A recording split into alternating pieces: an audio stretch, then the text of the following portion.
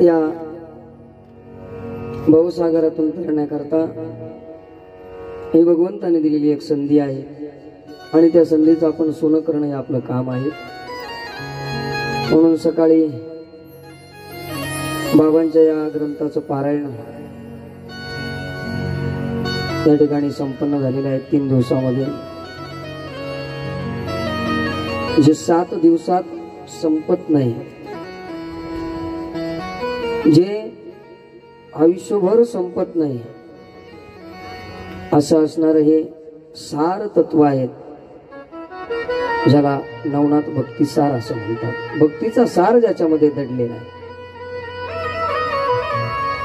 या ठिकाणी आमच्या अप्पा महाराजांनी अर्थात अप्पा दादांना 3 दिवसामध्ये पारायण पूर्ण केलं। एकदा जोरदार टाळी वाजवा देवा। त्याचं कारण सांगतो आहे का, 40 अध्याय आणि त्यातही ज्ञानेश्वरीचे जे ओव्या आहेत ते ओव्या छोटे आहेत, ते 3.5 टोकाचे आहेत। त्या किती टोकाचे आहे? 3.5 टोकाचे आहेत। या नाथग्रंथाच्या ओव्या मुळातच मोठ्या असून या ज्ञानेश्वरीपेक्षा लांबणीचे शब्द याच्यामध्ये, आणि एवढी मोठी बैठक करणं सोपं नाही। दिवसभर पारायण वाचायचं, हरिपाठ, त्याच्यानंतर पुन्हा कथेलाही थांबायचं, कॅपॅसिटीच्या पलीकडे आहे। म्हणून त्यांना मनस्वी धन्यवाद। सर्व गावकरी मंडळी या ठिकाणी उपस्थित आहेत, महिला मंडळ, पुरुष मंडळ, विशेष करून तरुण मंडळ। तरुण मंडळीला विनंती, कोपरा सोडा, जरा समोर येऊन बसा ना। हा या पुढे या, मी तुम्हाला काहीच नाही म्हणणार, या पुढे फक्त समोर या। लोक कॅमेरा तयार करता काय काय करतील सांगता येत नाही भाऊ, आणि पोरं कॅमेऱ्यापासून लांब राहते। अरे कॅमेऱ्यात आले म्हणून लोकांचे लक्ष येतील, हाय भाऊ एवढे पोरं आपल्याकडे, नाही का? म्हणून सर्व गावातील ज्येष्ठ मंडळी या ठिकाणी उपस्थित आहेत, तरुण मंडळी आहेत, महिला मंडळ, हरिपाठ, तदनंतर महाप्रसाद। आजची पंगत कोणाची? सकाळची कोणाची झाली? शिवाजी महाराज। सकाळची पंगत आदरणीय आमचे शिवाजी महाराज सोनवणे यांची सकाळच्या महाप्रसादाची पंगत होती। त्यांच्याकरता एकदा जोरदार टाळी वाजवा। टाळी वाजवायला ऐकाय ना करू, मी काही पैसे नाही मागू राहील तुमच्याकडे। टाळी वाजवायची, हाय काय नाही करायची। टाळी वाजवली का अटॅक येत नाही, ध्यानात ठेवा। तुम्हाला जर वाटत असलं आपल्याला अटॅक येऊ नये, टाळ्या वाजवायची, हाय काय नाही करायची, दाना दाना वाजवायच्या। संध्याकाळचा महाप्रसाद झाला, आदरणीय आमचे गोकुळ भाऊ यांचा सुंदर महाप्रसाद या ठिकाणी संपन्न झाला। त्यांनाही मनस्वी धन्यवाद। त्यांच्याकरता एकदा जोरदार टाळी वाजवा। आणि नाही तुम्हाला वाजवायचे, आमच्याकडे यंत्र आहे, आम्ही यंत्रणा वाजवू, मग आता काय इलाज आहे त्याला। विशेष करून आचार्याकरता टाळी वाजवा। फार सुंदर स्वयंपाक केला।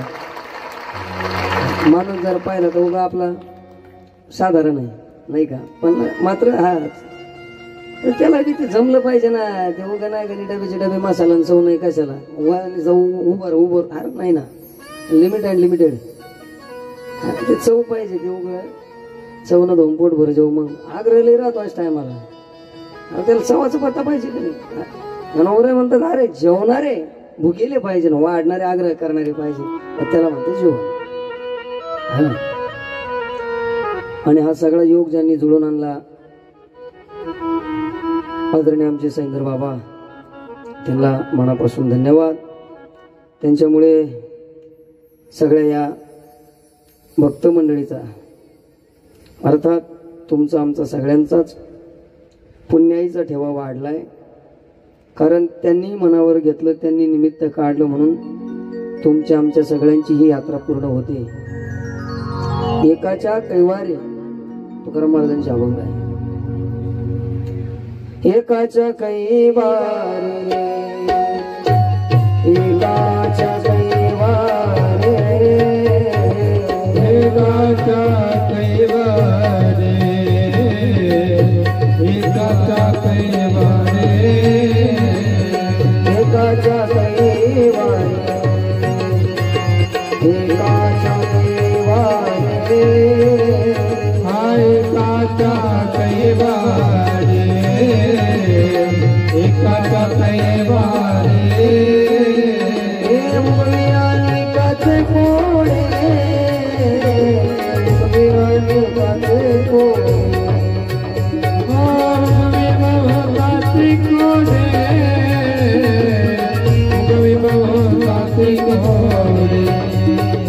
देव बैसले सिंहासनी देव बैसले सिंहासनी देव बैसले देव बैसले सिंहासनी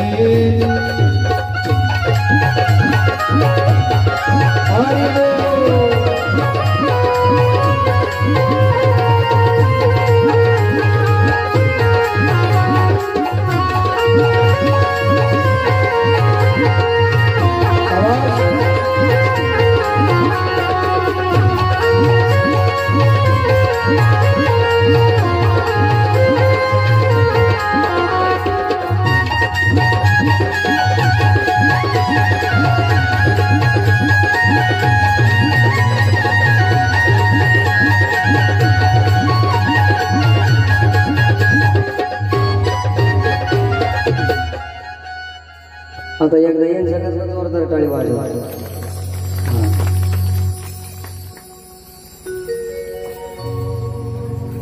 ज्यांच्या संगीत साथीनं आपल्याला आनंद मिळतोय तशी त्यांची वास्तविक तारीख गुंतलेली होती भोकरदन मध्ये. पण कधी कधी बेडाचा भाऊ बी गरीबी राहतो. थोडा दाब टाकला आणि पाहिलं दाढीचं वजन टाकून जमलं तर जमलं, बनी तर बनी नाही तर खांद्यावर गोणी.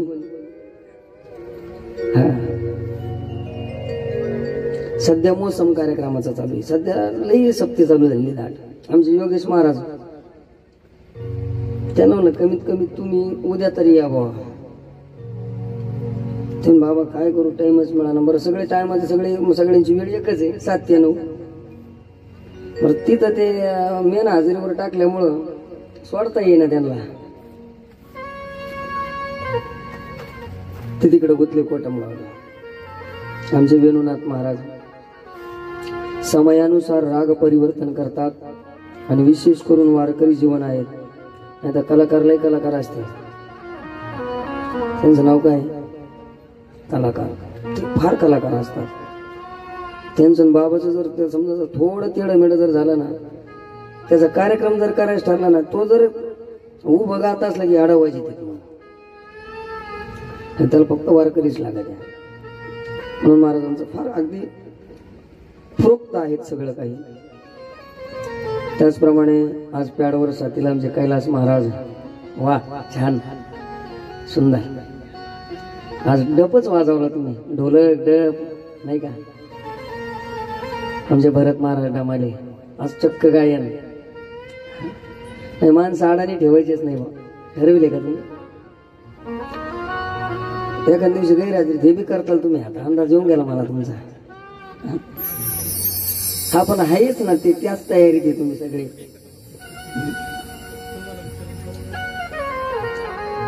तबल्यावर साथीला आमचे भरत महाराज गाडीवान. अतिशय सुंदर तबला, प्रोक्त पाहिजे तेवढंच. आणि या सगळ्या संगीताचा आवाज तुमच्यापर्यंत पोहोचवतायत पंचकृषीला ज्यांनी आवाज आपल्या कार्याचा दाखवला. आमचे सोमनाथ भाऊतुपे. अतिशय गोड वातावरण आहेत. साऊंडही अत्यंत गोड लावला. त्याबद्दल आमच्या सोमनाथ भाऊला धन्यवाद. कालकथा प्रसंग पाहिला आपण. मैनावतीला चिंता होती की आपल्या मुलाचा उद्धार व्हावा. कारण मानवी देह हा पुन्हा पुन्हा नाहीये. आंधळ्याच्या टाळीत कावळा सापडावा त्या पद्धतीने हा सगळा मानवी देहाचा खेळ आहे. बरं एवढं करून तो पुन्हा मिळेल याची गॅरंटी नाही. लक्षात घ्या. गेलेला मित्र पुन्हा मिळवता येईल, गेलेलं धन पुन्हा मिळवता येईल, गेलेली संपत्ती पुन्हा मिळवता येईल, पण गेलेलं शरीर पुन्हा मिळवता येत नाही. हे पुनर्वित्तम पुनर्मित्रम पुनर्भार्या पुनर्मही एतत् सर्वं पुनर्लभ्यं न शरीरं पुनः पुनः पुनर्मित्रम. गेलेला मित्र पुन्हा मिळवतोय तो. आता तसा मित्र जर पाहिला ना, 4 गोष्टी गोस्वामी तुलसीदास महाराज वर्णन करतात. स्वामीजी म्हणतात, बाबा 4 गोष्टीची परीक्षा ही माणसाच्या आपत्तीच्या काळात होत असते, सुकाळामध्ये नाही. ज्यावेळेस तुमच्यावर आपत्ती आहे ना, त्यावेळेस या 4 गोष्टीची परीक्षा होती. धर्म,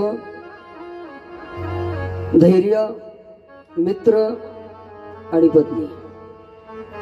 आपल्यावर जर वेळ असली ना तरच या 4 गोष्टीची परीक्षा होते. आणि हे जर त्या विपरीत काळात आपल्या संगतीत असले तरच आपले म्हणायचे. हा, आणि मित्र असावा ना तो कवी कलशासारखा असावा. कसा असावा? कवी कलशासारखा असावा. अरे आरशाप्रमाणे संगतीत असावा. दुःख वायाला सारखा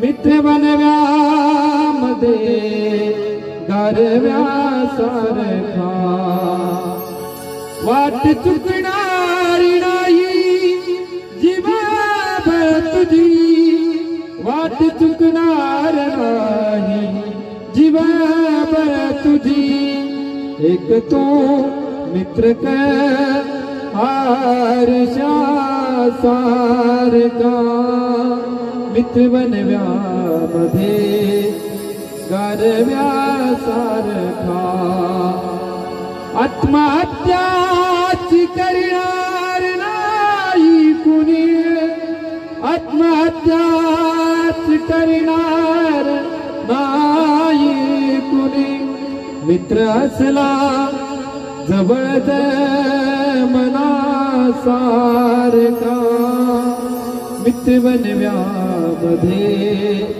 गारव्या सारखा दुःख आडवायला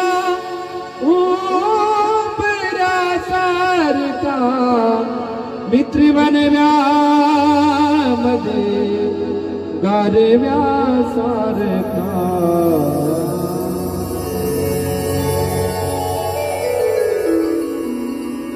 तुम्हाला काहीच कळलं नाही याच्यामध्ये.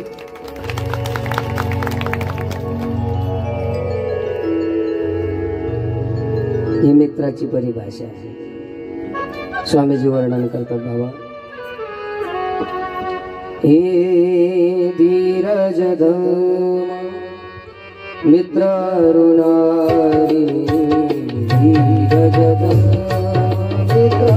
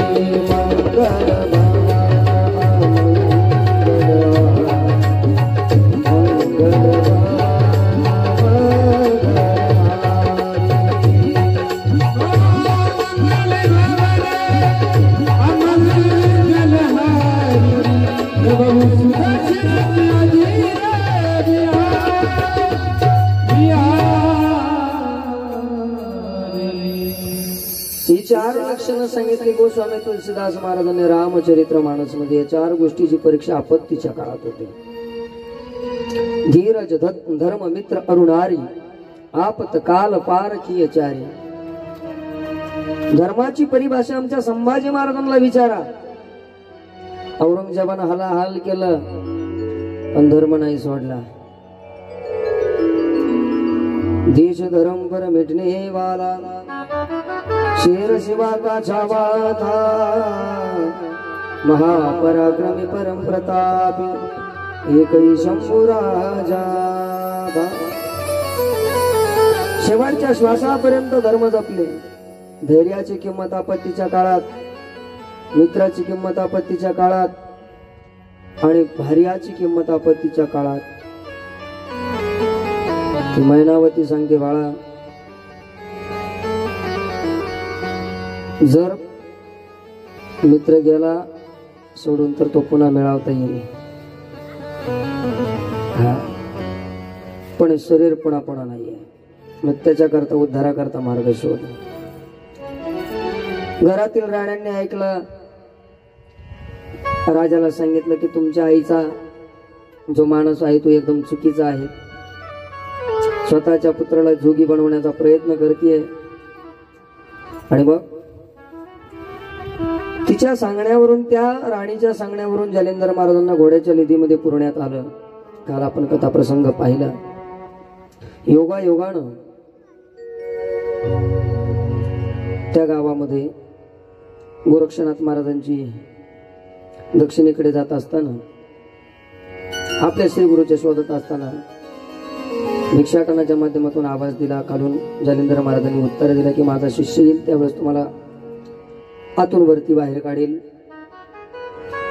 दक्षिण दिशेला जात असताना पलीकडे कानिपनाथ महाराज उत्तरेकडे येत आहेत आणि दोघांचेही श्रीगुरूच्या शोधामध्ये एका पवित्र स्थानावर भेट झाली. आणि भेट झाल्यानंतर महाराज दोघं एकत्र बसले.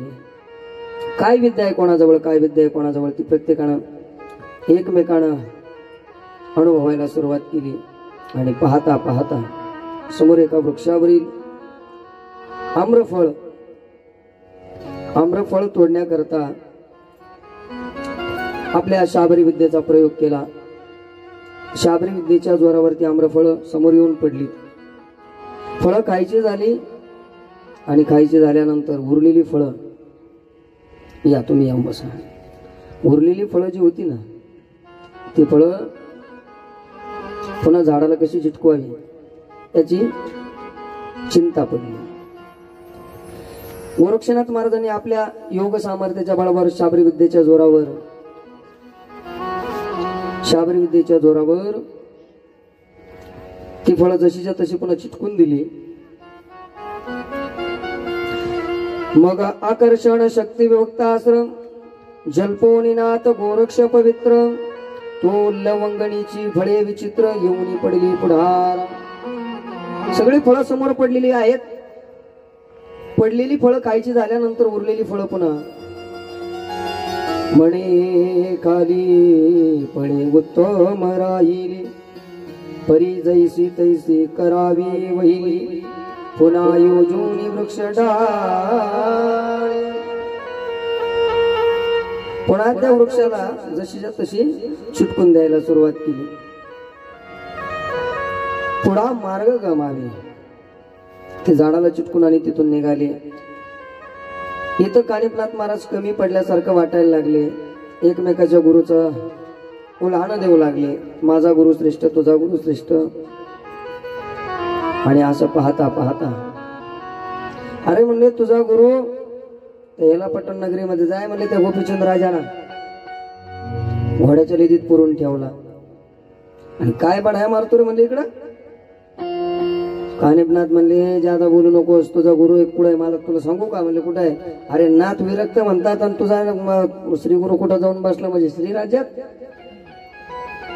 महाराज योगायोगानं भांडण झालं पण फायद्यात झालं. ज्याच्या करता हिंडत होती ते सापडले. हा फिरत कशा करता होते दोघही आपल्या गुरुच्या शोधात. परिणाम असा झाला, वाद झाला, वादामधून त्याचं उत्तर मिळालं, एकमेकाला आलिंगन दिलं. आणि मग पुढे कानिपनाथ महाराज आपल्या 700 शिष्यासह गोपीचंद राजाच्या नगरीकडे प्रस्थान करत आहेत.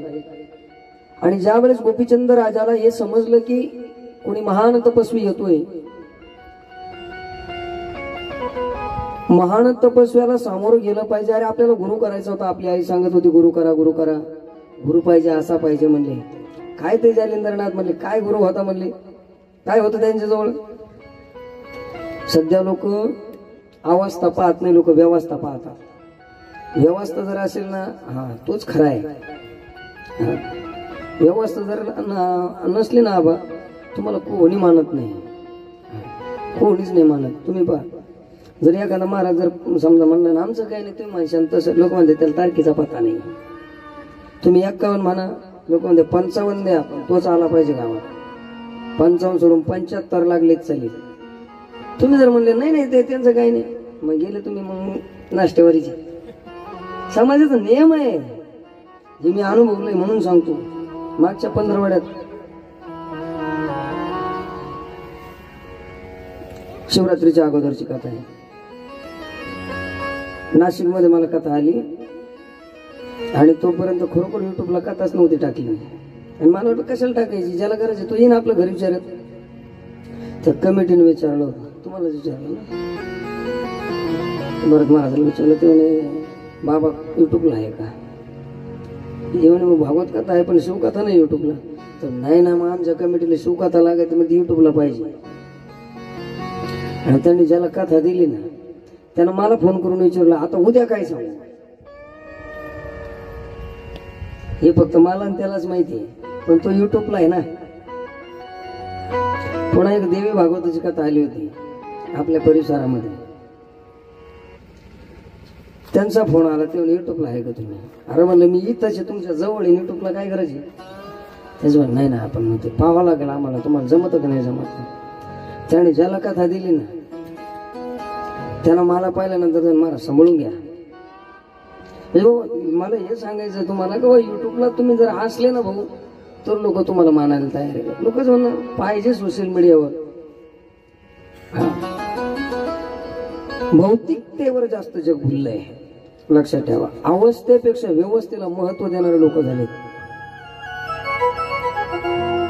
काणीमनाथ महाराजांनी सांगितलं, विचार केला, अरे म्हणले मी ज्याच्यापासून मोठा झालो म्हणजे त्या श्रीगुरूला जर तू सोडून दिले आणि माझ्याकडे आला, काय मूर्ख आहेत. म्हणजे सागर सोडून दिला आणि तळ्याच्या काठी पळतोय, एकदम चुकीचं आहे.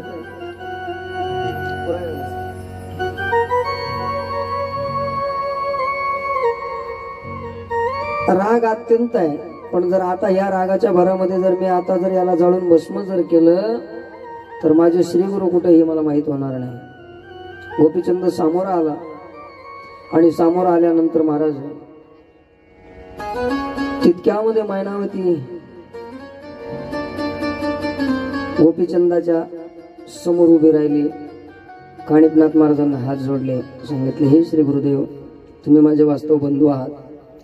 जालिंद्रनाथ महाराज माझे श्री गुरु आहेत, म्हणजे मी तुमची भगिनी झाली. देवा तुमच्या भाषेला वाचवण्याची जबाबदारी तुमची आहे, काही करा.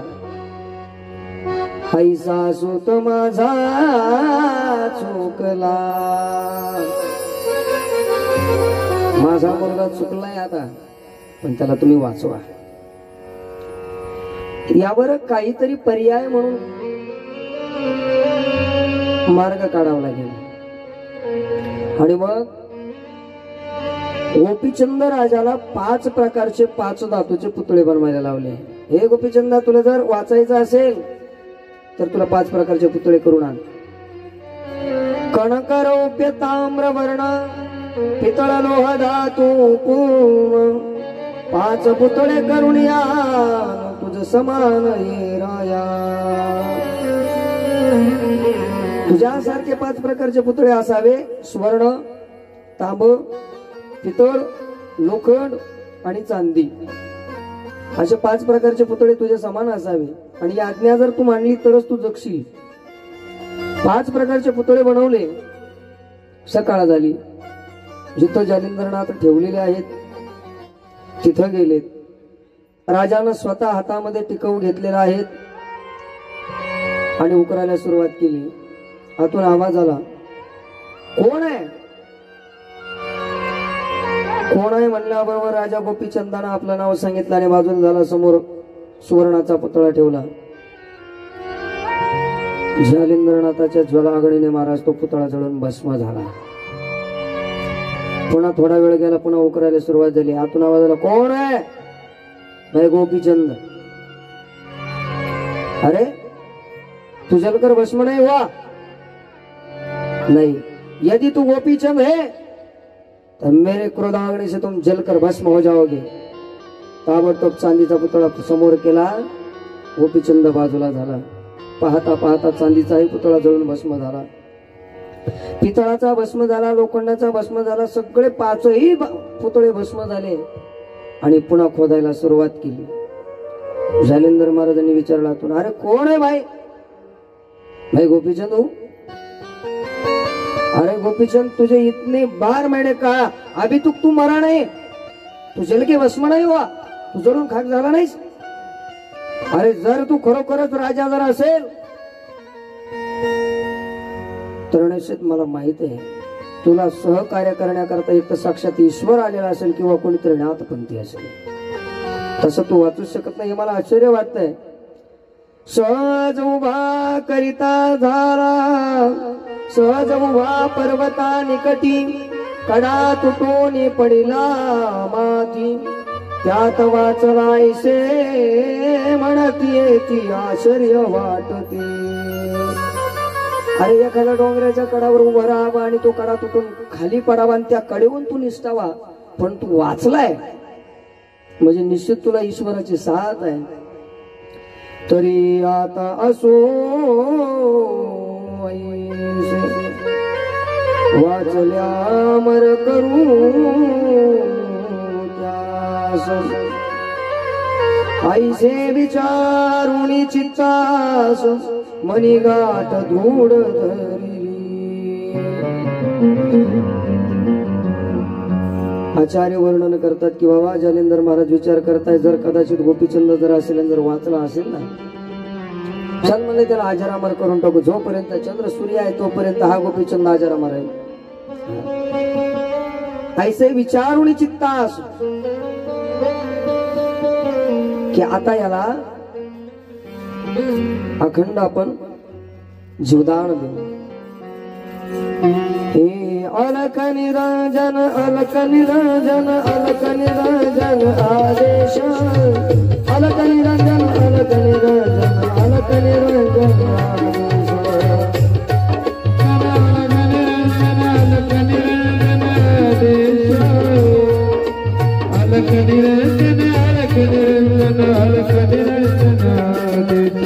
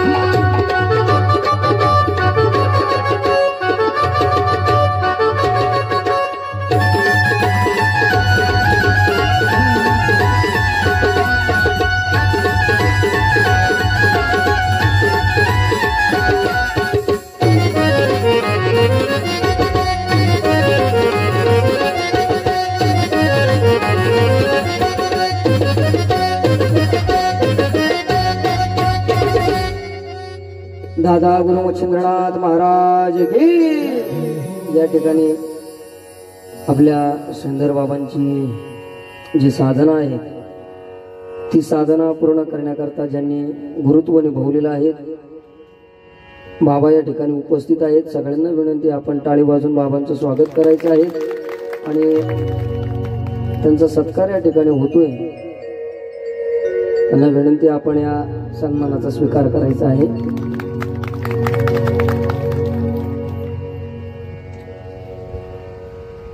एका सद्गुरूच्या सांगण्यावरून गोपीचंद राजा जालिंद्रनाथांच्या ज्वालाग्नीपासून क्रोधाग्नीपासून वाचला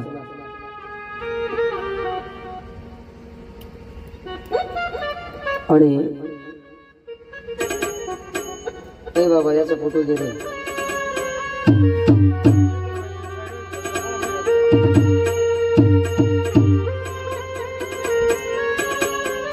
त्यानं टेक्स्ट मेसेजला मला संदेश टाकेला होता. सगळ्यांचे फोटो झाले माझाच फोटो राहिला.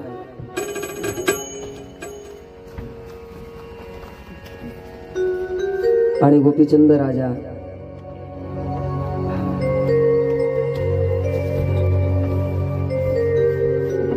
गोपीचंद राजा हा चंद्रसूर्य असेपर्यंत अजरामर झाला.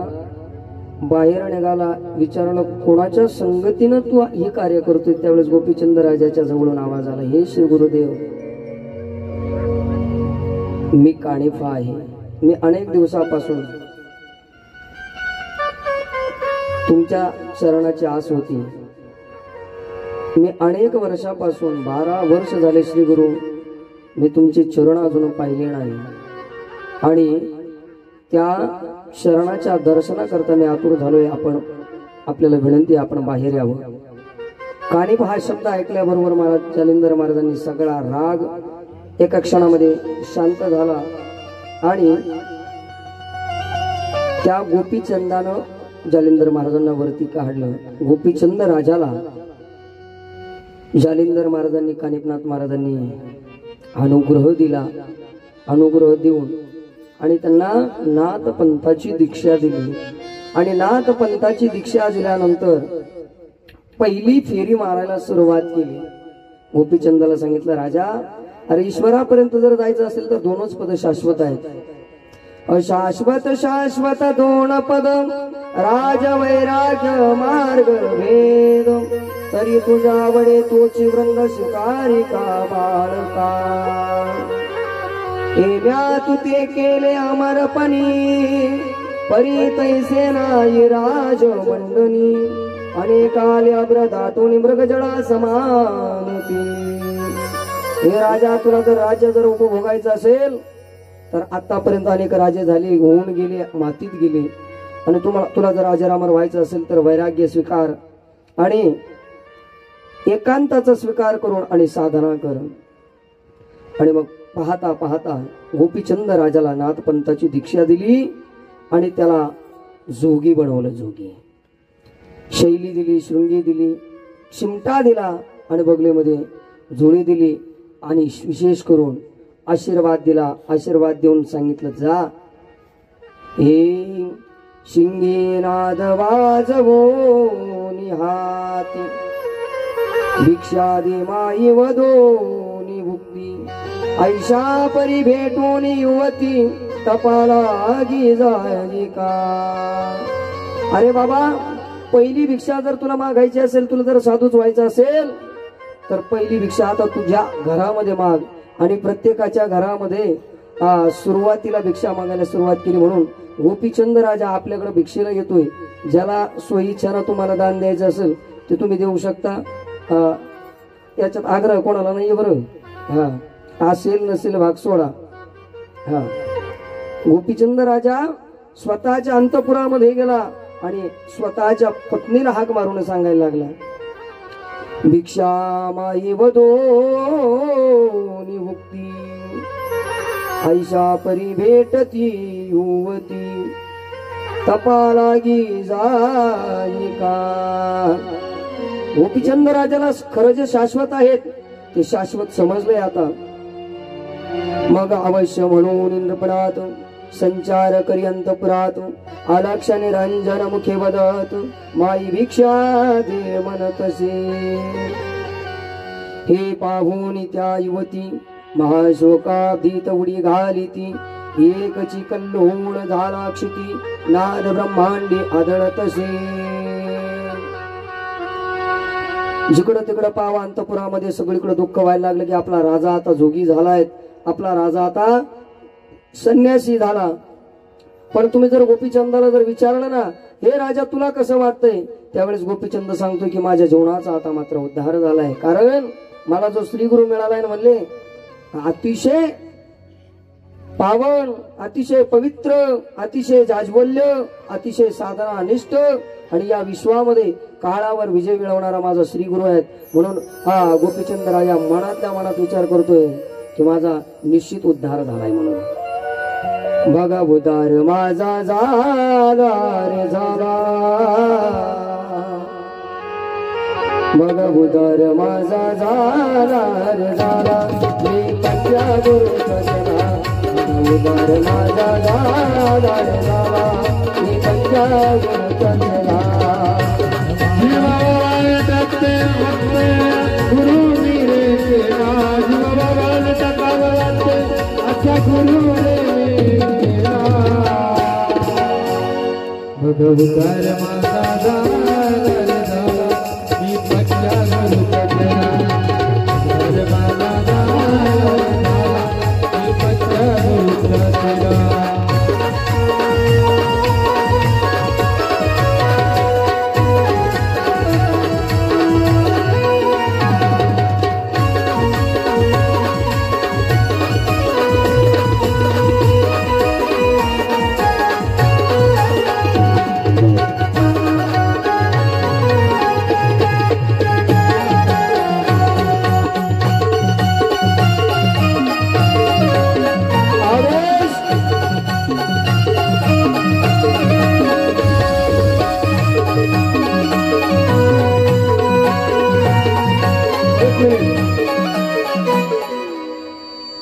आपल्याकडं टाइम फार थोडा आहे बरं का आता वाजली 9:30 एक तास उरला किती 1 तास महिला मंडळ देवाच्या समोर नाचून घ्या पुन्हा संसारात नाचायची वेळ येणार नाही आणि उद्या तुम्ही म्हणले ना मला नाचण्याची इच्छा आहे उद्या तुम्हाला हा योग प्राप्त होणार नाही हा नातांचा दरबार आहे तुम्हाला जर सणात होण्याची इच्छा जर असेल तुम्हाला जर सणात होण्याची इच्छा असेल तर या नाथाच्या दरबारात आपण आपले भोग सोडावे आपले त्या दोष सोडावे आणि आनंदाने आमची मीराबाई महाराज नाही नाचल्या का हा तेव्हा अरे मैनावती नाचली जालिंदराच्या समोर तेव्हा इथं प्रत्येकाने आनंद घ्यायचा आहे जो लाज वाटे त्याची वाटा नाही पाठीमागची भजनी मंडळी महिला मंडळ पुरुष मंडळ सगळ्यांना दादा गुरु मच्छिंद्रनाथ महाराजांच्या आगमनाच्या निमित्तानं कोणीही रुसायचं नाही कोणी फुगायचं नाही अजिबात नाही मला कोणी म्हणलं नाही असं म्हणायचं नाही सगळ्यांनी नाचायला सुरुवात करायची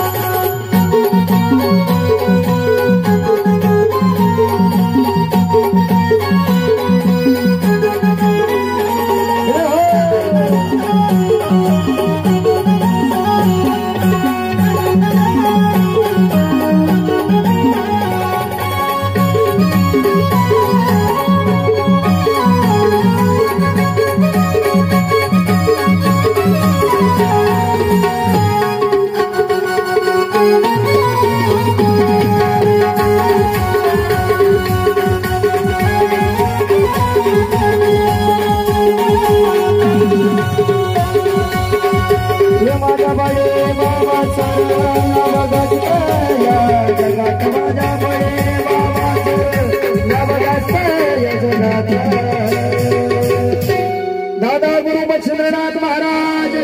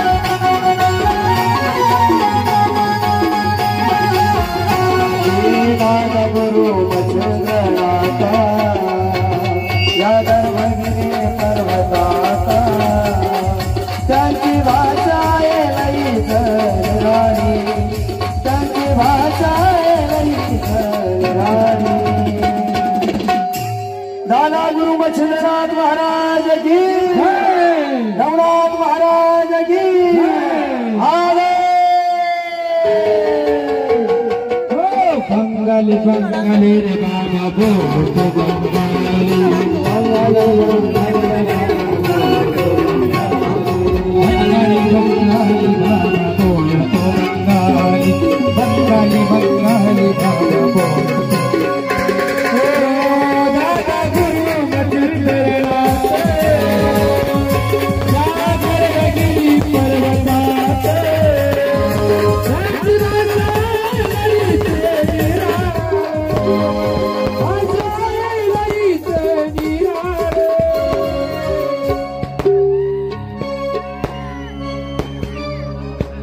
फटकले थोडे लांब लावा फटके थोडे लांब लावा ते माणकोर ओढतो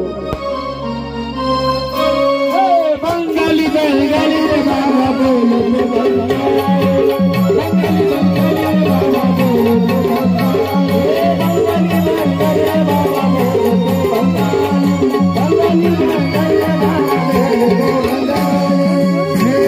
बंगाली रे बाबा बोलतो बंगाली बंगाली रे बाबा बोलतो बंगाली बंगाली रे बाबा बोलतो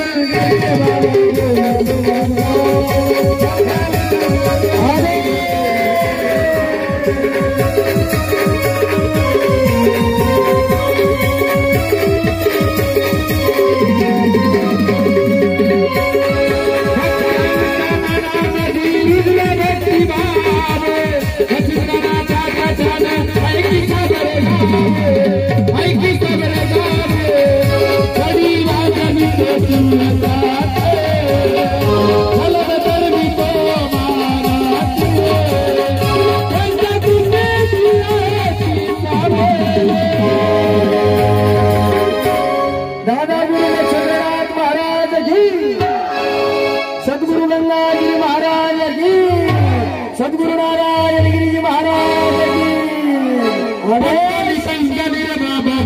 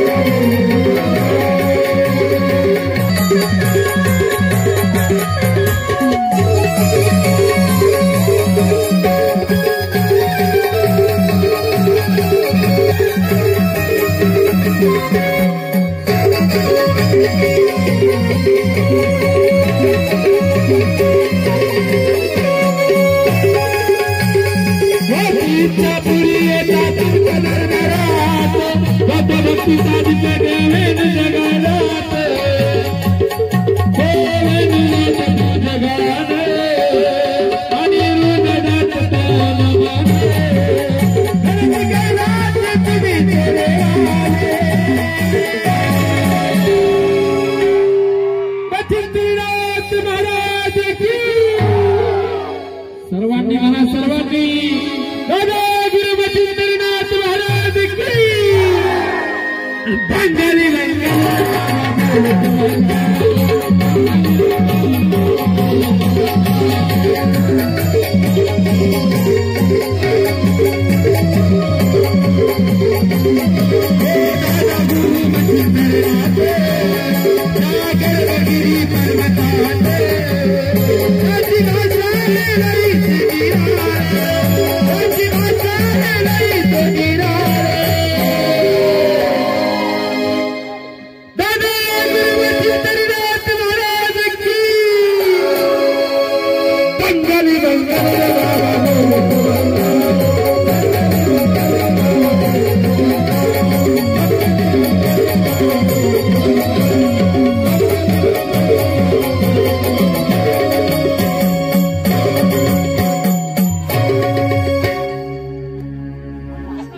कथा कथा राहिली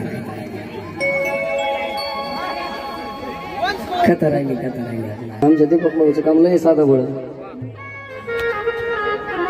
अतिशय सुंदर आमची जी झाकी बनवली आमचे सुदर्शन भाऊ सोमासे डोंगरगावकर यांनी या ठिकाणी जालिंदरनाथ, कानिपनाथ आणि गोपीचंद राजा यांची अनुग्रहाची झाकी या ठिकाणी आपल्यासमोर प्रस्थापित केली.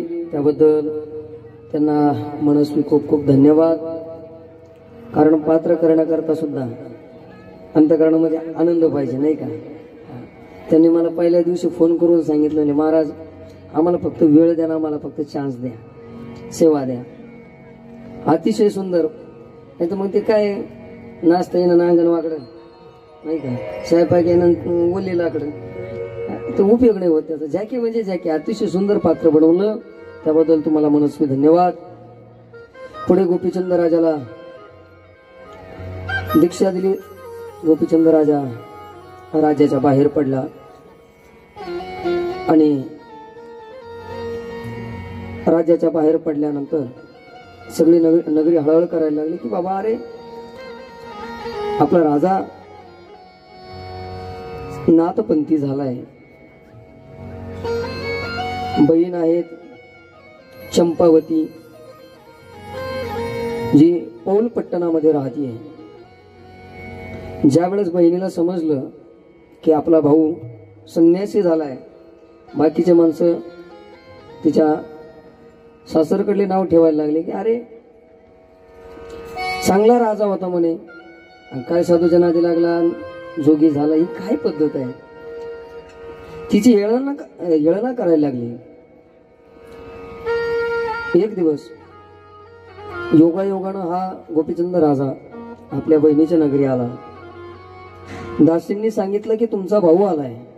आता आपल्याला सगळ्यांना ज्ञात आहे, परंतु स्पर्श करणं हे माझं कर्तव्य आहे. त्या दासी पाण्याच्या निमित्ताने तळ्यावरती गेलेल्या, हाताळ्याच्या काठी भासलेल्या आहे. शेवटी लक्षात घ्या, राजभिंड शरीर जर असेल ना ते झाकत नाही, लक्षात ठेवा. भगवंताने 4 प्रकारचे वर्ण घालून दिलेत आणि 4ही वर्णामध्ये एखादा सामान्य माणूस उच्च पदावर जर गेला ना तर तो कधीतरी तो सामान्य आहे हे त्याच्या भाषेतून उघड होतं, लक्षात ठेवा. कधीतरी होतच, एक दिवस तरी. जसा क्षत्रिय जर असेल ना त्याच्या बाहूवरून, त्याच्या शरीराच्या शरीरपृष्ठीवरून तो ओळखू येतो हा कोण असेल. जसं आपल्याकडे पाहतो तुम्ही, आपण किती लांब जाऊ दे लोक लगेच म्हणतो मी एवढ्या भागातले काय. आपली भाषा ओळखू येते ना, प्रत्येकाची भाषा वेगळी वेगळी आहे. असं शरीराची सुद्धा रचना आहे. त्या स्त्रियांनी ओळखला हा कोणीतरी राजबिंडा पुरुष आहे. विचारलं कोणा आहात तुम्ही, ओळख सांगितली. चंपावती पर्यंत ओळख गेली. असं म्हणतात अश्वशाळेमध्ये या राजाला मुक्कामाला ठेवलं. संध्याकाळची वेळ आहे आणि त्याच्या वियोगामध्ये इतरांचे अपशब्द ऐकून ऐकून मायना त्या चंपावतीचं हृदय जीर्ण झालेलं आहे. आपल्या उदरात, आपल्या वस्त्रामध्ये जी गुंडाळलेली कट्यार आहे ती काढली आणि आपल्या उदरामध्ये तिनं खुसून घेतली. अर्थात ती मृत झाली. बाकीची सगळी नगरी गोपीचंदाला दोष देऊ लागली. अरे तू आला म्हणून ती गेली, अन्यथा ती गेली नसती. आणि पाहता पाहता मग पुढे गोपीचंद राजाने आपल्या श्री गुरुच्या सामर्थ्याच्या बळावर त्या बहिणीला जिवंत केलं. इकडं गोरक्षनाथ महाराज आपल्या श्री गुरुच्या भेटी करता श्री राज्याच्या दिशेनं दरबदल करत जात आहेत. रस्त्यामध्ये त्यांना एक कलिंग नावाची स्त्री भेटली. ती स्त्री श्री राज्यामध्ये जाऊन आपल्या कलेच्या जोरावर राणीला प्रसन्न करायची. राणी प्रसन्न झाली रे झाली की राणी त्यांना धन देत असेल. शिव अवतारी गोरक्षनाथ महाराजांनी विचारलं अगो तुम्ही कुठून निघालात. सांगितलं आम्ही श्री राज्यामध्ये चाललो. आम्ही आमच्या संगीताच्या कौशल्याच्या जोरावर राणीला प्रसन्न करतो, राणी आम्हाला प्रसन्न झाली की धन देते. असं हो, मला पण यायचंय. त्या स्त्रियाने सांगितलं मला बाबा तिथं पुरुषाला प्रवेशच नाहीये, कारण तो मुळातच स्त्री देश आहे. बाबांना सांगितलं ती जबाबदारी तुम्ही माझ्यावर सोडा. राहिली गोष्ट त्याने सांगितलं अरे तिथं मारुतीच्या बहुकाराने पुरुष जगत नाही. गोरख बाबाने सांगितलं टेन्शन घेऊ नका, मारुतीची जबाबदारी माझ्याकडे लागली, मी त्याला पहिलेच चिटकून लावले. तो आमच्या नाथपंथाच्या नादी लागत नाही म्हणे, तुम्ही त्यांचा विषय सोडा, फक्त मला तुमच्या संगतीमध्ये येऊ द्या. अरे तुला संगतीत न्यायचं ही गोष्ट खरी आहे, पण तुला येतं का काही बाबा? उगा पंक्तीला न्यायचं असं नको व्हायला. मग तुला गाडीत यायचं, तुला टाळ तरी वाजवता आला पाहिजे नाही का? संघ न्यायचंय म्हणल्यावर मग तू काहीतरी पाहिजे ना, कोणत्या तरी एका हिशोबाचा. आमच्या संग एक पोरगा होता बरं का, बाबा आता नाव नाही सांगत त्याचं मी. हा आपल्या गावचे सगळं लगेच म्हणते चला आपण त्याला विचारून खरं कुठे हो पट्ट्या आणतात काय बुवा. माझ्यासोबत आले ते मस्तपैकी आमरस बिमरस हाणला वरून गावरान तू, घरची आंबे होती शिवाय. मग त्याच्यात काय पाणी, आणि शक्यतो आमच्यात काय कोणी पाणी घालीत नाही आमच्या पंक्तीला. बरं ते नेणाऱ्याला काय केलं, मी आनंदाने नेलं होतं ना, त्याला म्हणलं आत्ता यायचं आपल्याला जवळ थोड्या वेळात. त्याला वाटलं मग तास 2 तास विषय, मग काय आपण येऊ आता. मिली लांब जायला होतं घेऊन त्याला. घेऊन गेलो, ते जेवण बिवण झालं, तू पूर्णाच्या पोळ्या त्यांनी धपकून आणलं वरून गावरान तू. बिचारान दिवसभर दगड फोडेल, त्याला झोप यायला लागली ना, पोळ्या लागू झाल्या आणि त्याला गोळ्या घ्यायच्या आधी गोळ्याला ते पोळ्या लागू झाल्या ना. नेमकं कीर्तन 9 ते 11, काही भागामध्ये अजूनही 9 ते 11ची प्रथा आहे. मी आता मागच्या आठवड्यात शक्यतो 9 ते 11ची कीर्तन आपल्याच भागात राहिली नाही. आता आजही तुम्ही वणी जर सोडली ना, आदिवासी भागात जर गेले ना तुम्ही, आजही त्या भागात 9 ते 11चीच कीर्तन आहे. मी आता 5-6 दिवसापूर्वी 23 तारखेला मी मांजर पाड्याला गेलो होतो. मांजर पाडा, तळ्याचा पाडा, भूत पाडा, हे सगळे पाड्याचे तिकडे जवळ जवळच सगळे. अरे काय नाव गाव सापडा ना मला अंधारा डोंगरात. ते म्हणजे थोडं वर या, थोडं खाली उतरा, अलीकडे सारखं लगेच गाव दिसत. अरे काय दिसना काय. गेलो त्या गावामध्ये, म्हणणार इकडं 3च घर आहे, आता हे कसं काय बघ. ज्यावेळेस मंडप पाहिला, मंडप गज भरेल, मंडप गज भरेल. कीर्तन 9 ते 11 म्हणलं जगत नाही आपला मुर्दाचे. आता 9 ते 11 कीर्तन झालं, पण कीर्तनाला एक माणूस नाही हल्ला बरं. आणि तिथून पुढे 11च्या पुढे बारुड 2:30 वाजेपर्यंत. अरे म्हणलं काय निष्ठा आहे लोकांची. ते 9 ते 11चे कीर्तन ह्या बाबाला ते पोळ्या लागू झाल्या, नेमकं त्याच्या पुढे मैत ठेवून दिला. म्हणा चाल, ते म्हणे कोणला, ते बिचारायला येईना ना काही. त्या दिवस पण त्या माणसाला जर मी म्हणून चालता का, तर हा तुमच्या संगत अजिबात नका. तुम्हाला डेमो जर पाहिजे असला तर मी आता माणूस पुढे आला का त्या माणसाचा चेहरा तुम्हाला असा फक्त खुणवेन आणि तुम्ही त्या चेहरा पाहिजे, तरी ते हसत असेल ते बाजूला बसून.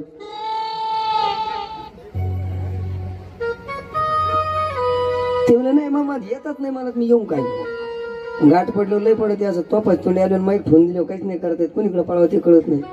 अशा टायमाला धरणी पोटात घेत नाही, आकाश उचलून येत नाही. गोरक्षनाथाला विचारलं, मला बाबा अरे तुम्ही येणार आहे आमच्या संगतीमध्ये, पण तुम्हाला येतं का काय, येतं का? बाबांना सांगितलं मला काय येत नाही, काय करू सांगा. गाता येतं तुला? म्हणे मग वाजवता अतिशय सुंदर. बर दाखवा. आपल्या विद्या सामर्थ्याच्या जोरावर विभूती काढली, विभूती मंत्रवली आणि समोर असणाऱ्या दगडावर फेकली.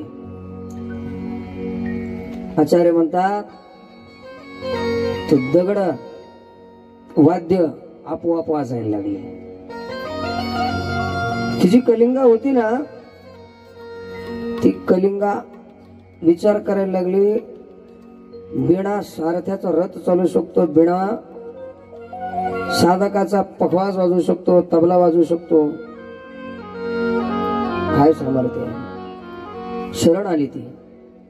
आणि मग तदनंतर तिनं गोरक्षनाथाला श्रीवेश धारण करून आपल्या राज्यामध्ये नेण्याकरता तयारीला लागले. तितक्यामध्ये मारुती आले. श्रीराम हनुमानजी महाराज आणि गोरक्षनाथ यांचा संवाद झाला. हनुमानजी महाराजांनी मैनाकीने तिकडं सावध केलं की तुझ्या सुखामध्ये आता गोरक्ष आडवा येतोय. आणि पाहता पाहता दिवस उगला. सगळी यात्रेकरू मंडळी त्या नगरीमध्ये मैनाकिनीच्या राजसभेमध्ये उपस्थित झालेत. आणि उपस्थित झाल्यानंतर दादा गुरु मच्छिंद्रनाथ महाराजांनी राजवेश धारण केलेला आहे. साधूचे वेश बाजूला सारला. दोघांच्या मध्यान्नाला पुत्र मिळणार आहे. तितक्यामध्ये प्रधानजन आवाज दिला, हाजिर हो दरबार में जो कोई कला दिखाने वाला है, नृत्यांगना जो आई है, आपसे विनती है कि अपनी कला सादर कीजिए. त्या कलिंगीला निरोप आला आणि कलिंगा आपल्या सर्व मंडळीसह साथीदारासह त्या सभेमध्ये आली. मच्छिंद्रनाथ महाराजांना राणीला मुजरा केला आणि आता पाहता पाहता कलेला आरंभ झाला. आचार्य म्हणतात ती कला म्हणजे अतिशय सुंदर. कलिंगा मुख्य नायकिनी परिपरवंडा दैन्यवानी जे विवदया येता तरणी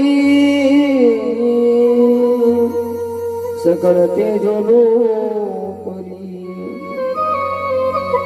असो नाट्यदारा कलिंगे सहित उभ्या राहिल्या करू नृत्य कैगती कवळुनी मृदंगाते कुशल वाजली प्रवंडा.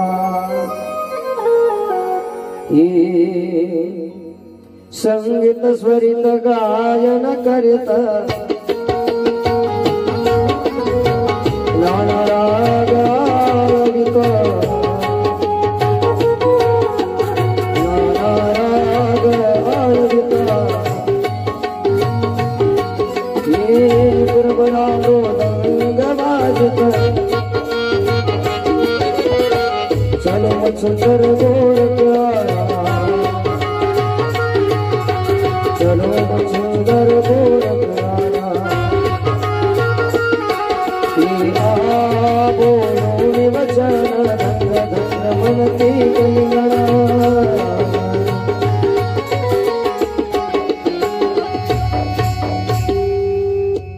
स्वामीजी म्हणतात ती पुरवंडा मृदंग वाजवायला लागली. संगीत स्वरित गायन शैल्या सकळ तुंगाविती मान. आहा आहा बोलून वचन धन्य म्हणती कलिंगा. सगळे त्या कलिंगेचं कौतुक करायला लागले. हे कलिंगा तू किती सुंदर कलाकार सोबत आणलीस. जेवढी नगरी होती ना त्या सगळ्या नगरीतल्या स्त्रिया कलिंगेकडे नव्हत्या पाहत, तर त्या पुरवंडाकडे पाहायच्या. त्या स्त्रीकडे पाहायच्या अर्थात गोरक्षनाथ महाराजांकडे पाहायचा. आणि का पाहू नये महाराज, सगळ्या विश्वाचं तेज त्यांच्या चेहऱ्यावर आहे. संपूर्ण विश्वाचं तेज त्यांच्या ललाटावर लिहिलंय. आणि ललाटावर लिहिल्यानंतर महाराज का चमकू शकत नाही. योगाजवळ काय नाही महाराज. ज्ञानोबराय म्हणतात योगी समुद्राच्या पलीकडे काय चाललंय ते ओळखतात.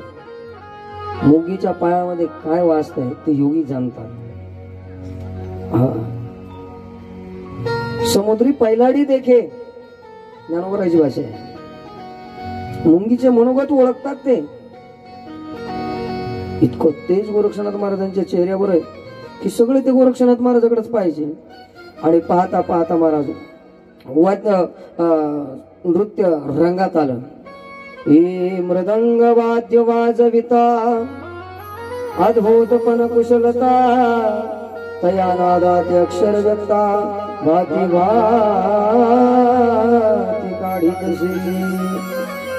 चांगलं गाणं रंगात आलं की गोरक्षनाथ महाराज त्या मृदंगातून आवाज काढायचे. स्वामीजींनी या ठिकाणी फार सुंदर वर्णन केलंय. चलो मचुंदर गोरख आया मच्छिंदर गोरख आया गाग गाड़ा गाग गाड़ा गाग गाड़ा गाग गाड़ा चलो मचुंदर गोरख आया मच्छिंदर गोरख आया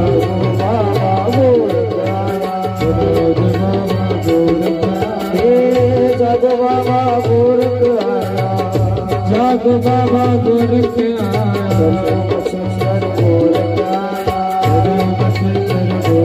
आया चलो मचुंदर गोरख आया चलो मच्छिंदर गोरख आया चलो मचुंदर गोरख आया ये मृदंगाक्षरी कसी सरिया वाजवी तसे गुरुवर्या चलो मचुंदर गोरख आया पुन्हा अक्षराचा चलो मचुंदर गोरख आया चलो मचुंदर गोरख आया जागो बाबा गोरख आया जागो बाबा गोरख आया अलग गोरख आया चलो मचुंदर गोरख आया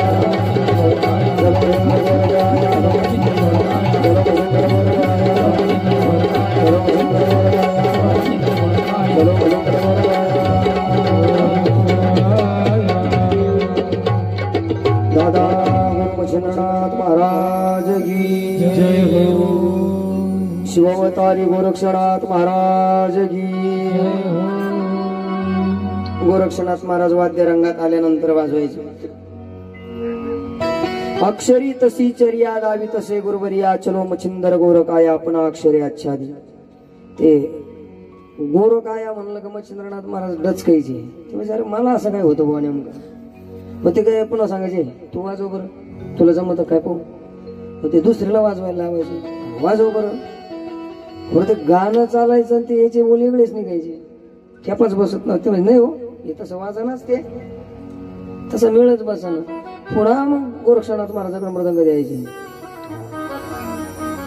पाहता पाहता उघड झालं आता मैनाकिनीला माहिती होता महाराज राणीला माहित आहे ना की गोरक्षनाथ महाराज नेण्याकरता आले म्हणून चलो गुप्त गोरख आया चलो गुप्त गोरख आया अशा पद्धतीची ती भावना त्यांच्यापर्यंत पोहोचली तदनंतर पाहता पाहता सभा मोडली सभा मोडल्यानंतर ओळख परिचय झाला आणि सगळे अंतपुरामध्ये एकत्र बसले या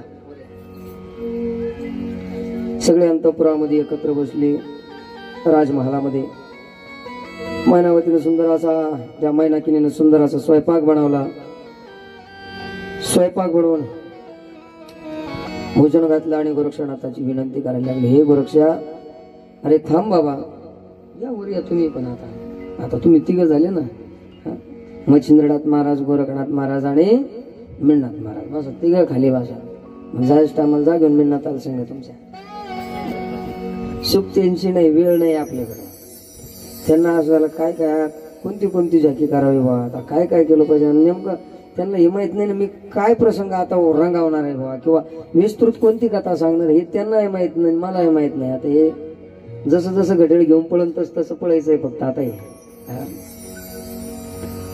11 पर्यंत आरतीला नेऊन घालायचे दुसरं तरी काय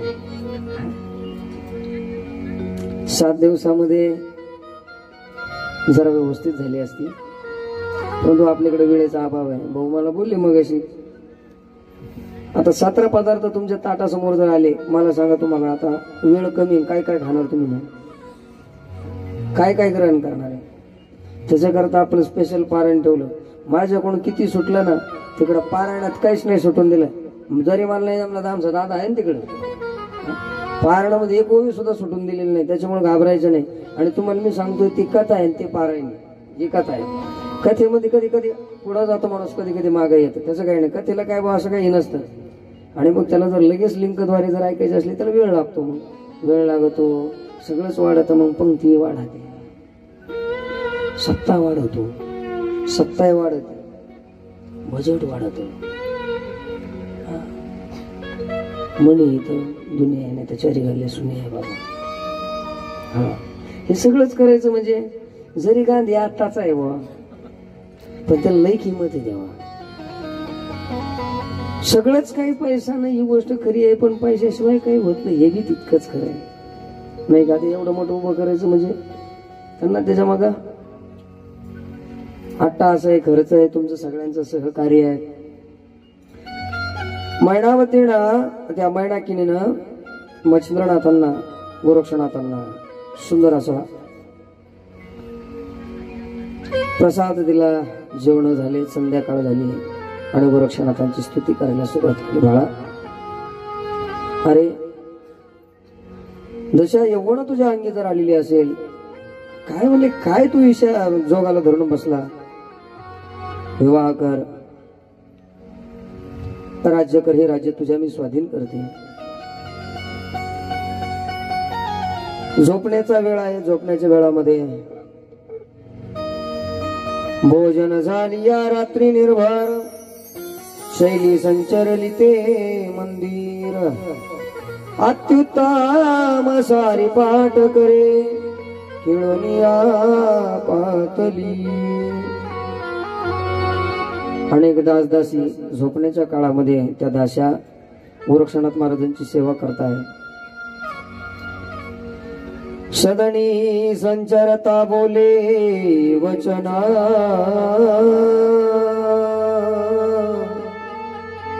म्हणे हे गोरक्ष नंदन, मी सारी पाठ करी कवळून, हिळवया अनिला. झोपण्याच्या वेळामध्ये सारी पाठाच्या कवड्या संगतीमध्ये आणल्या.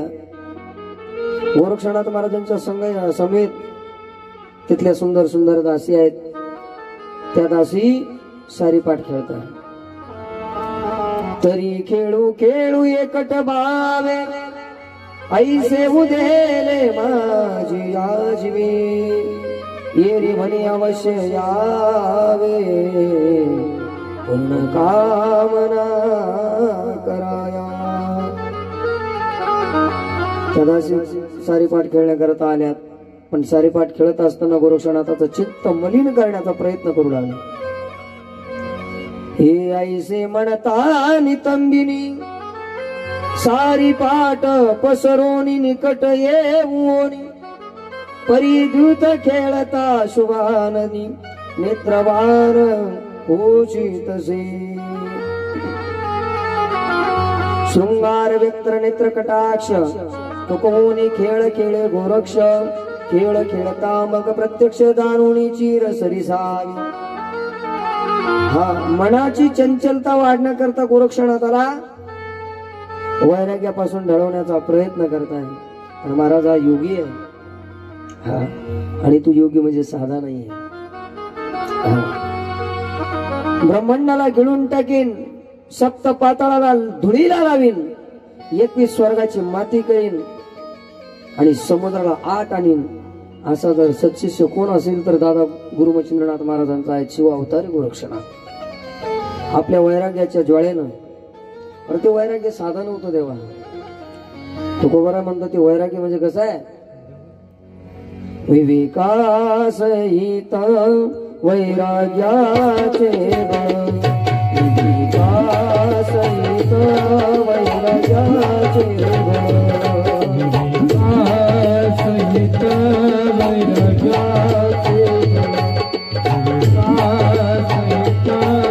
वैराग्याचे, सहित वैराग्याचे. गीत अग्नि दैशा, गीत अग्नि दैशा, सहित वैराग्याचे, सहित वैराग्याचे.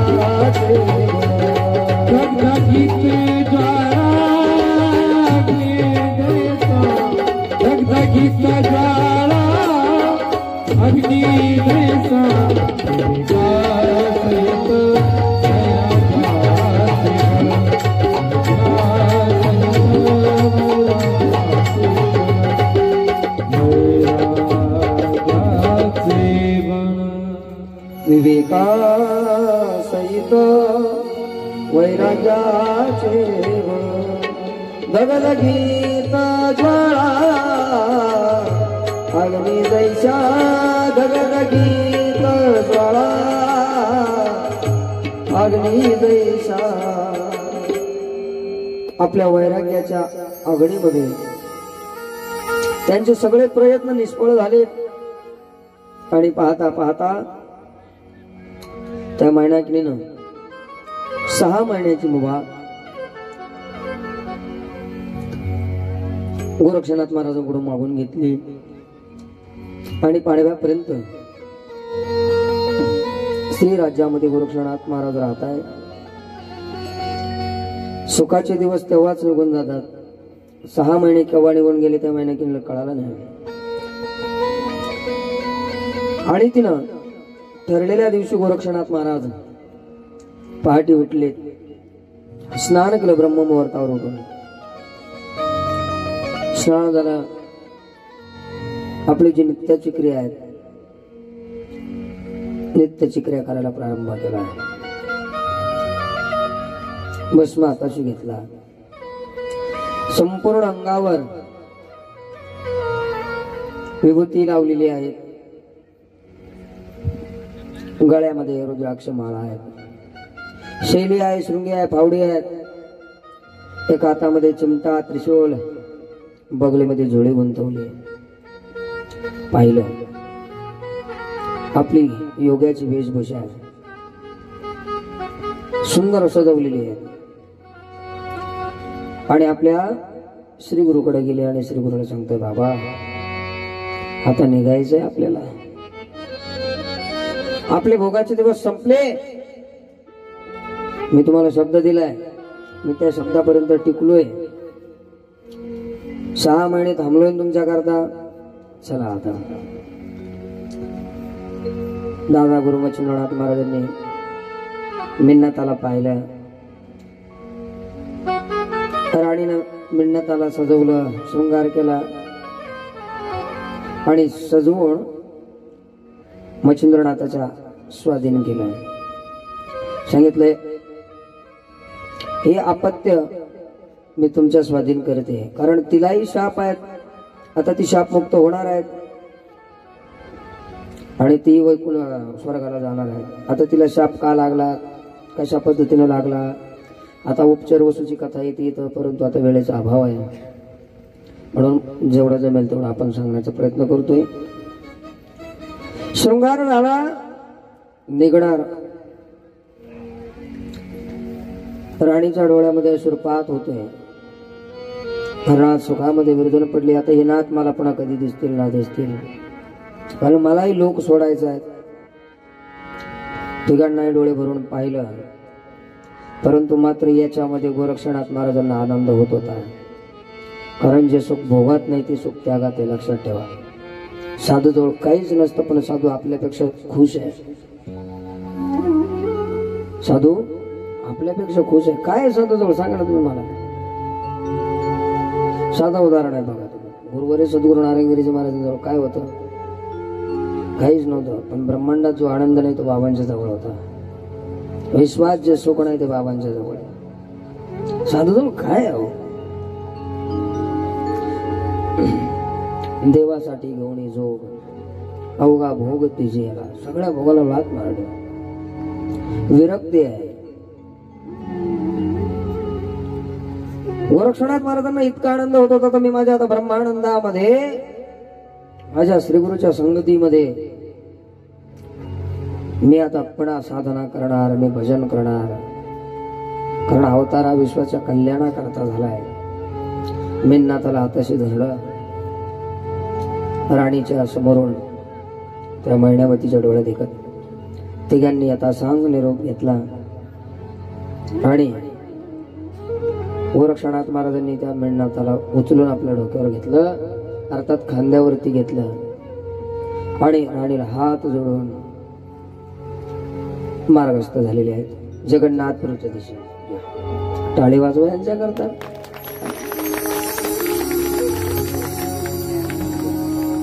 मिन्नाथ म्हणजे मिन्नाथच बनवला गड्या. मिन्नाथ महाराज इकडे पहा बरं, आपल्या गावचा आहे का तुमच्या सोबत आणलाय? आमचंच गावचं आहे का? वा छान, टाळी वाजवा त्याच्याकरता. नात अशीच दिसत होते बरं का. मामाचे का? वा क्या बात आहे. आता जोरदार टाळी वाजवा, मी ना त्याला कांद्यावर घेऊन चालले ते.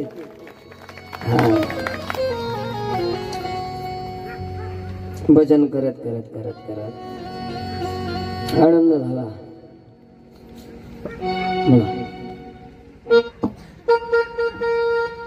कहाँ से ने आया रे बाबा बंगाली, बाबा बंगाली. कहाँ से आने वाला रे बाबा बंगाली बंगाली.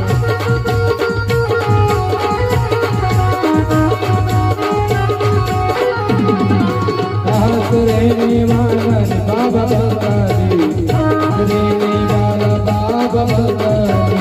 कहाँ से रहने वाला रे बाबा बंगाली. कहाँ से रहने वाला रे बंगाली. बंगाल में रहने वाला बाबा बंगाली. बंगाल में रहने वाला रे बाबा बंगाली.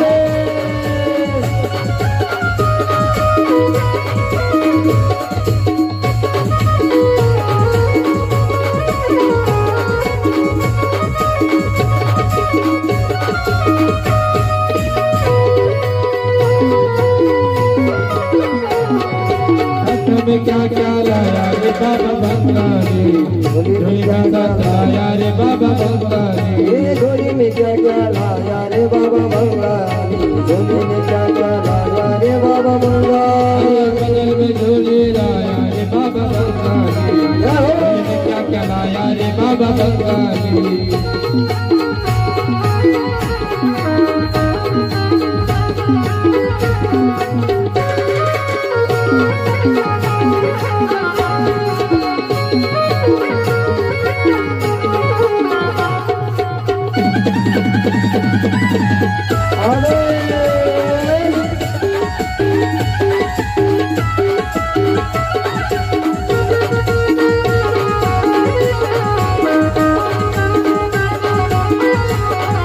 झोले में क्या क्या लाया रे बाबा बंगाली, झोले में भस्म लाया रे बाबा बंगाली. झोले में क्या क्या लाया रे बाबा बंगाली. झोले में भस्म लाया रे बाबा बंगाली. कहाँ से रहने वाला रे बाबा बंगाली, कहाँ से रहने वाला बाबा बंगाली. कहाँ से रहने वाला रे बाबा बंगाली. कहाँ से रहने वाला रे बाबा बंगाली.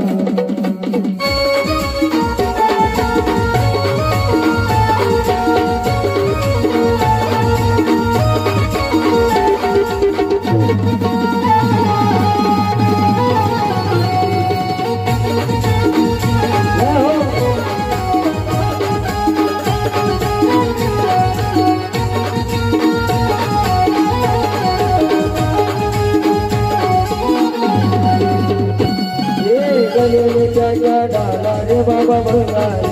गले में क्या क्या डाला रे बाबा बंगाली. गले में क्या क्या डाला रे बाबा बंगाली, गले में क्या क्या डाला रे बाबा बंगाली. गले में शैली सिंगी रे बाबा बंगाली. गले में शैली सिंगी रे बाबा बंगाली. गले में चले सुंगे रे बाबा बंगाली, गले में चले सुंगे रे बाबा बंगाली. गले में शैली सिंगी रे बाबा बंगाली. गले में रुद्राक्ष माला रे बाबा बंगाली. गले में सुंगे रे बाबा बंगाली, गले में रुद्राक्ष माला रे बाबा बंगाली. कहाँ से रहने वाला रे बाबा बंगाली. बंगाल में रहने वाला रे बाबा बंगाली.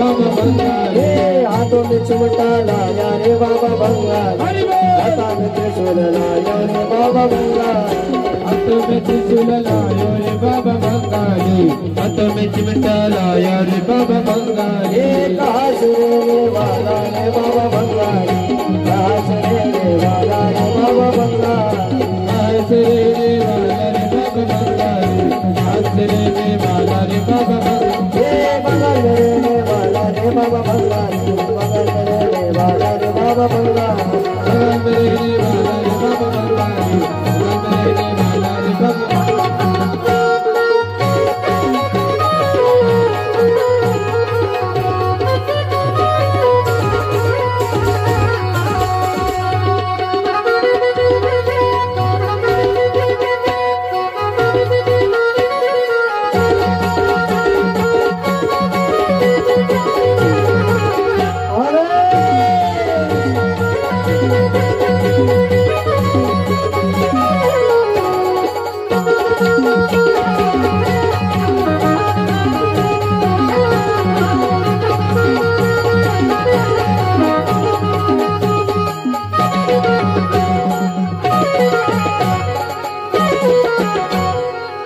दादा गुरु मच्छिंद्रनाथ महाराज की जय। बसा ये पैरों में क्या क्या डाला रे बाबा बंगाली पैरों में क्या क्या डाला रे बाबा बंगाली पैरों में कड़ा डाला रे बाबा बंगाली पैरों में कड़वा डाला रे बाबा बंगाली साधूची वेशभूषा धारण केलेली आहेत मिन्नाताला खांद्यावरती घेतला आणि गोरक्षनाथ महाराज मच्छिंद्रनाथ महाराज निघाले जगन्नाथपुरीच्या दिशेने प्रवेश केला यात्रा करत करत करत करत करत करत प्रवास चालू आहे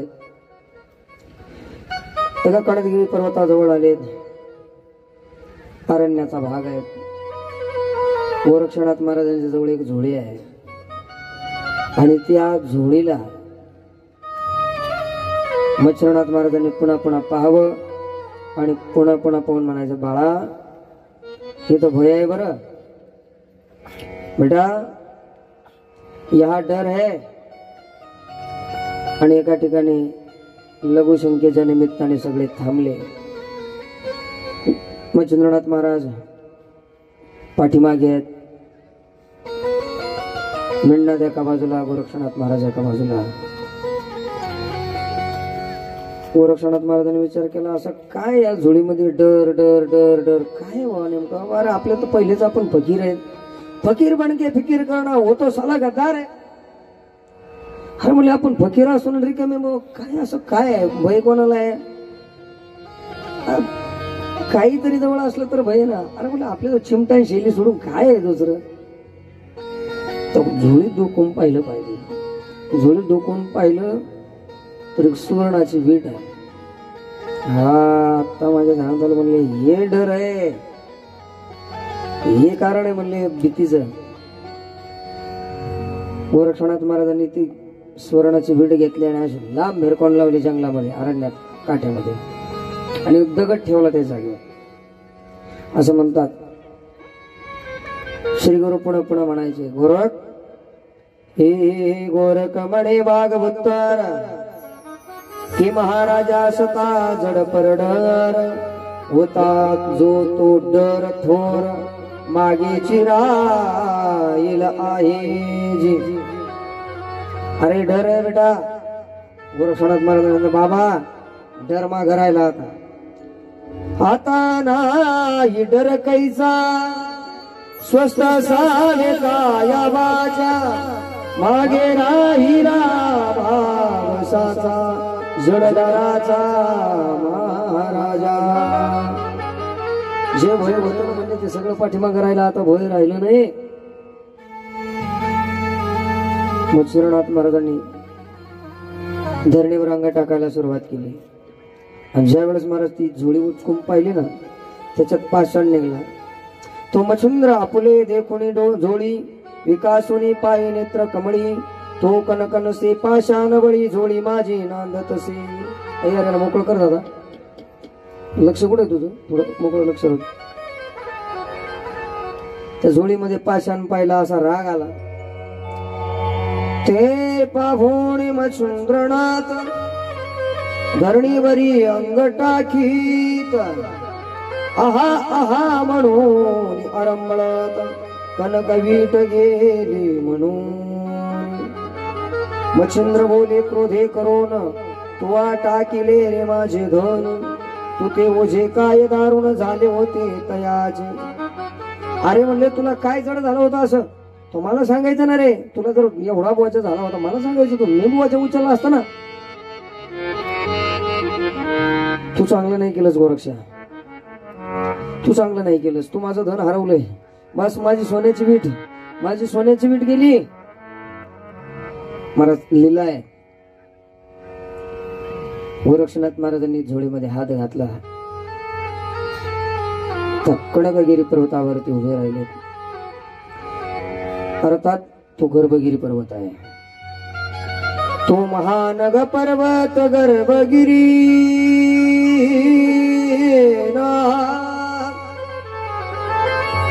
उभे चढले तयावरी चढता लघुशंका करी पर्वत माता गोरक्ष. लग्न करता थांबलेले त्या पर्वतावर आणि गोरक्षनाथ महाराजांनी विभूती चर्चून फेकले. महाराज कडक म्हणजे स्वर्ण सगळा सोन्याचा पर्वत करून टाकला. घ्या तुम्हाला किती पाहिजे तितकं घ्या. मच्छिंद्रनाथ महाराजांचे डोळे भरून आले. अरे म्हणले तुझ्यासारखा परीस माझ्या जवळ असताना म्हणले उगा मी त्या गोळाभर सोन्याच्या काय ना दिला. गोरक्षा अरे मी तुझी परीक्षा घेत होतो. मी दिलेली तुला जी विद्या आहे ती सफल झाली की नाही झाली म्हणून. गोरक्षनाथ महाराजांच्या जवळ महाराज अष्टसिद्धी आहेत. 14 विद्या 64 कला त्यांच्या पायाशी लोळवण घेत आहे. कुठल्याही प्रकारच्या कलेमध्ये अपूर्णता नाही. गोरक्षनाथ महाराजांच्या जवळ परिपूर्ण शिष्य आहेत. आचार्य म्हणतात सोन्याचा पर्वत केला. कुमारी धनदानंदा विमळा लक्ष्मी विख्याता प्रबळ ज्ञान मंगळा नवमी समर्थ देवता बाळा या नवही. या सगळ्या सिद्धी त्याच्या संगतीत आहे. काय कमी. पुढे एक यज्ञ झाला. त्या यज्ञाचं वर्णन येतं आणि सुंदर अशी एक कथा या ठिकाणी प्राप्त होते भरत महाराजांची. आता असं झालं बरं का मला काय सोडावं काय धरावं काय सोडावं काय धरावं लय मोठा प्रश्न झाला. दांडका खाली बसणाऱ्याला असं वाटतं आता हे नाही सांगायला पाहिजे होतं त्याला ते सांगायला पण होतं. पण अजून आपण लय लांब आहे. आत्ताशी 24व्या अध्यायाला आपण स्पर्श करतोय. हो अजून 15-16 अध्याय शिल्लक आहे.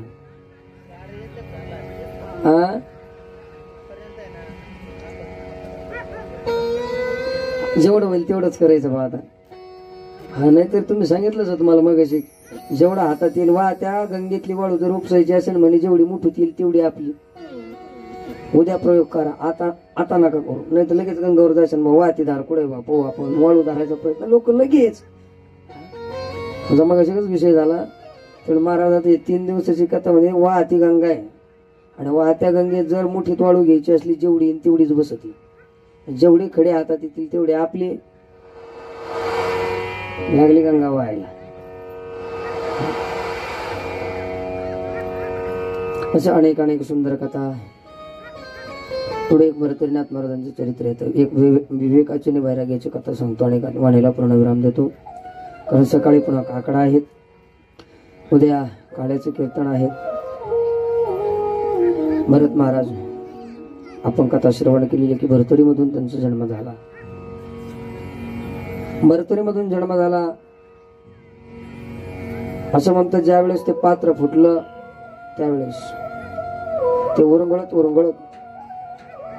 कड्याच्या बाहेर आले. बाल अपत्य आहे परंतु त्या पात्रातून खाली पडून देखील सुद्धा कुठल्याही प्रकारचा त्यांना त्रास झाला नाही. तुम्हाला खरं सांगू का ज्याचं रक्षण करणारा ईश्वर असेल त्याचा कधी विनाश होत नाही. जाको राखे साया परस केला जाको राखे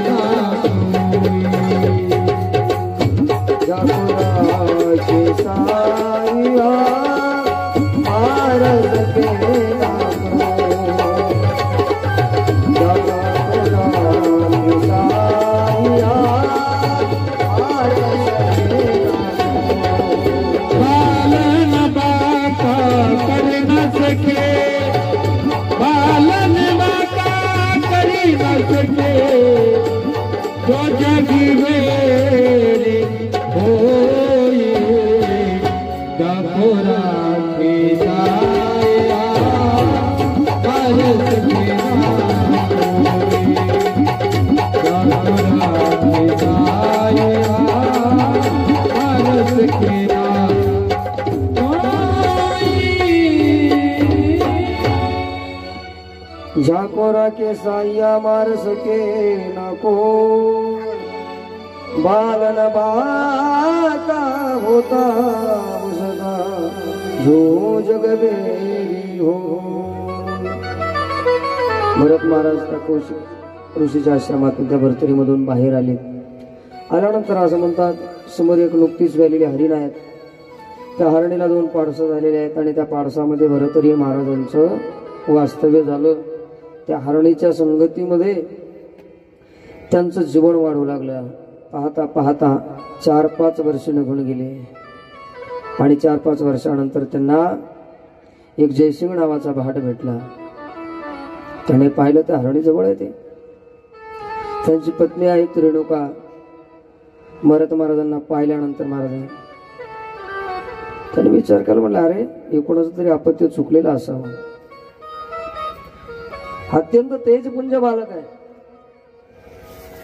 ऐशा परी तेजपुंज जयसिंग भाट देखता सहज मनात म्हणे अर्क तेज बाळासे कोणाचे.